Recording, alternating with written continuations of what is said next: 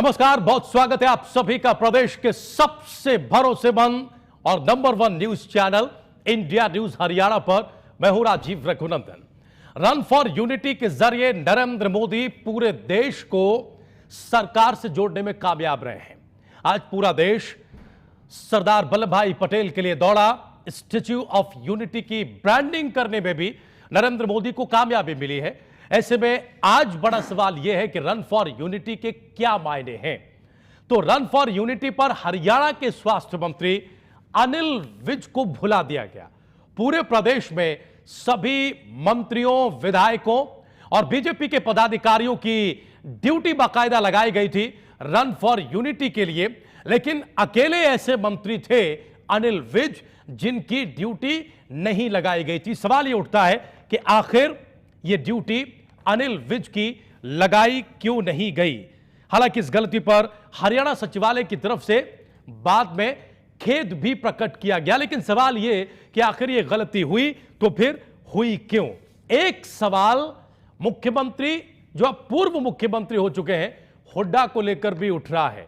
Congress party के नेता अब यह कहने लगे हैं कि हुड्डा की वजह से कांग्रेस पार्टी चुनाव में हारी है। सवाल यह कि आखिर इस तरह के बयान अब क्यों आ रहे हैं, क्यों पूर्व मंत्री कैप्टन अजय यादव ने पूर्व मुख्यमंत्री भूपेंद्र सिंह हुड्डा को कांग्रेस की हार का सबसे बड़ा जिम्मेदार ठहरा दिया है। कैप्टन अजय यादव के मुताबिक 2 साल पहले ही कांग्रेस आलाकमान प्रदेश में नेतृत्व परिवर्तन कर देता तो नतीजे कुछ और होते। कई और कांग्रेसियों ने भी हार की वजह पूर्व सीएम भूपेंद्र सिंह हुड्डा को ही बताया है और यही वजह है कि आज की बड़ी बहस में सवाल यह भी है कि क्या कांग्रेस की हार पूर्व सीएम हुड्डा की वजह से हुई थी। बड़ी बहस में हुड्डा का रुख भी जानेंगे, क्योंकि अभी तक ये साफ नहीं हुआ है कि मुख्य विपक्षी पार्टी इनेलो की इस बार क्या रणनीति रहेगी। बड़ी बहस में हमेशा की तरह एक खास पैनल हमारे साथ होगा। गुजारिश एक बार फिर से वही जो हम अक्सर आपसे किया करते हैं, कृपया करके बड़ी बहस के साथ बने रहिएगा।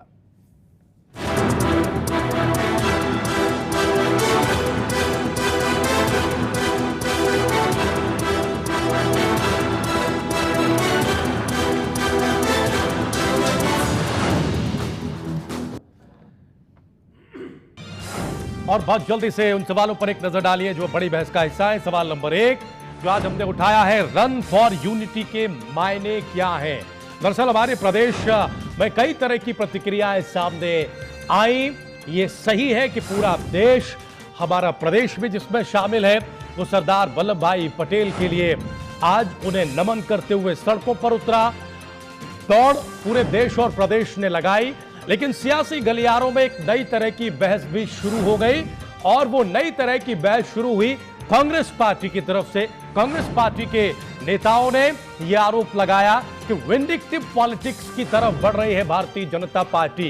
क्या यह सही है कि अब तक जो आरोप कांग्रेस पार्टी पर लगते रहे वो आरोप अब बीजेपी पर भी लग रहे हैं? क्या मायने हैं रन फॉर यूनिटी के, ये हम जानने समझने की कोशिश करेंगे। सवाल नंबर 2, इतने बड़े आयोजन में, इतने बड़े स्तर पर किए गए कार्यक्रम में केंद्र से लेकर प्रदेश तक जो हमारे प्रदेश के तेज तर्रार नेता हैं, जो अपने बयानों के लिए, अपने अक्खड़पन के लिए, अपनी सख्ती के लिए जाने जाते हैं, अनिल विज साहब, वो नजरअंदाज क्यों किए गए, क्यों नजरअंदाज कर दिए गए अनिल विज? उससे भी बड़ा सवाल यह है, क्या यह मानवीय भूल हुई जिस पर बाद में सफाई आई, या फिर किसी तरह से इसमें कोई लोचा दिखाई देता है? सवाल नंबर 3, क्या कांग्रेस की हार हुड्डा की वजह से हुई है? अब धीरे धीरे जो स्वर हैं वो मुखर हो रहे हैं।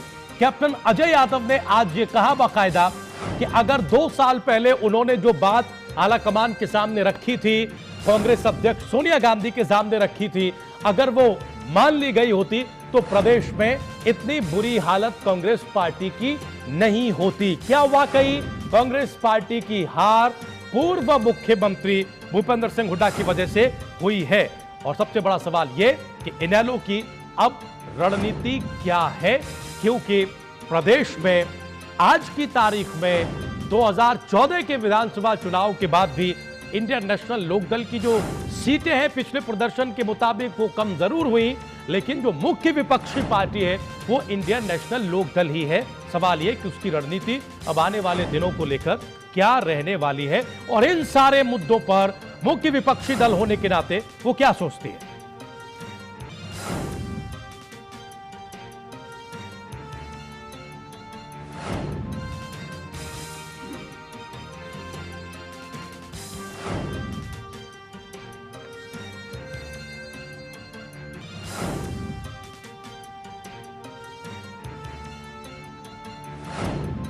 और इन सारे मुद्दों पर बातचीत करने के लिए हमारे साथ एक खास पैनल मौजूद है। जल्दी से हम परिचय करा दें अपने खास पैनल से। हमारे साथ बहुत ही सम्मानित वरिष्ठ पत्रकार नरेश कौशल साहब स्टूडियो में जुड़ चुके हैं चंडीगढ़ स्टूडियो से। कौशल साहब, बहुत स्वागत इंडिया न्यूज हरियाणा पर बड़ी बहस में एक बार फिर से आपका। हमारे साथ कांग्रेस पार्टी की प्रदेश प्रवक्ता रंजीता मेहता जी हैं। रंजीता जी, आपका भी बहुत बहुत स्वागत है बड़ी बहस में। और हमारे साथ हमारे दिल्ली स्टूडियो में प्रमुख प्रवक्ता इंडियन नेशनल लोकदल राजीव जेटली साहब हैं। जेटली साहब, आपका भी बहुत बहुत स्वागत है बड़ी बहस में एक बार फिर से। और अब से थोड़ी देर में भारतीय जनता पार्टी के प्रवक्ता भी हमारे साथ इस कार्यक्रम में जुड़ेंगे। बगैर लाग लपेट के हम सीधे अपने मुद्दे और सवाल पर आते हैं। कौशल साहब, रन फॉर यूनिटी क्या मायने हैं इसके? क्या जिस तरह से प्रदेश और केंद्र में सरकारें बदली हैं, क्या उनका असर अब इस तरह के आयोजनों पर भी पड़ने लगा है? हमारे प्रदेश में बहस थोड़ी और तीखी हो गई। यह सही है कि पूरा देश और प्रदेश आज यूनिटी के लिए दौड़ा, लेकिन कांग्रेस पार्टी के नेताओं की तरफ से विंडिक्टिव पॉलिटिक्स के आरोप भी सामने आ गए। एक वरिष्ठ पत्रकार की नजर में यह रन फॉर यूनिटी क्या है, इसके क्या मायने हैं कौशल साहब?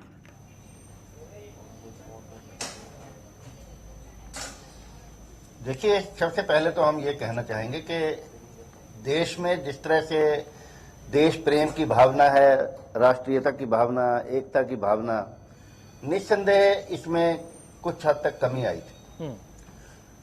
भले ही वो सरदार पटेल का नाम पर कोई दिन मनाया जा रहा हो या किसी और नेता के नाम पर, अगर हम अपने सभी समुदायों को, सभी वर्ग के, आयु वर्ग के लोगों को और जात पात से ऊपर उठकर और सभी धर्मों के लोगों को अगर एक साथ लेकर अगर कोई ऐसी रेस करते हैं, ऐसी दौड़ का आयोजन करते हैं जी, तो निस्संदेह इससे राष्ट्रीयता की भावना पनपती है। और खास करके युवा वर्ग में, जिसके मन में किसी पार्टी पॉलिटिक्स का जो है, किसी तरह के कोई वो जैसे होता है कि फंसा हुआ पेच, वो नहीं होता है। एक स्लेट होती है बच्चों के मन पर भी और युवाओं के मन पर भी। तो उस स्लेट पर अगर एकता की भावना, राष्ट्रीय एकता की भावना की कोई बात का अंकित होती है, छपती है, तो ये बहुत अच्छी बात है। लेकिन इसके साथ ही इसका दूसरा पहलू है। हमें किसी राष्ट्रीय एकता के नाम पर हमें अपना कोई स्टेज प्ले, गैलरी प्ले जिसको बोलते हैं, वो नहीं होना चाहिए। हमारे देश में बहुत सी दूसरी बातें हैं। हमारे देश में समस्याएं हैं सभी को फूड की, खाद्यान्न की। हमारे देश में माल न्यूट्रिशन की समस्या है, हाउसिंग की समस्या है, हर बच्चे को शिक्षा दिलाने की समस्या है। ये समस्याओं के लिए क्या रोड मैप होगा, इसके लिए क्या प्लानिंग होगी, ये भी उतना ही इंपॉर्टेंट मुद्दा है जितना कि किसी राष्ट्रीय भावना को एक सूत्र में पिरोने की बात है। मेरा मानना यह है कि ठीक है, मैं एक यहां पे बात जरूर कहना चाहूंगा। मोदी जी ने एक बहुत अच्छी बात कही है। वो उन्होंने अपना एक भाषण में ये कहा कि हम इतिहास की विरासत को अपने वैचारिक ढांचे में ना बांटें। बहुत अच्छी बात है कि हम इतिहास की विरासत को अपने वैचारिक ढांचे में ना माने।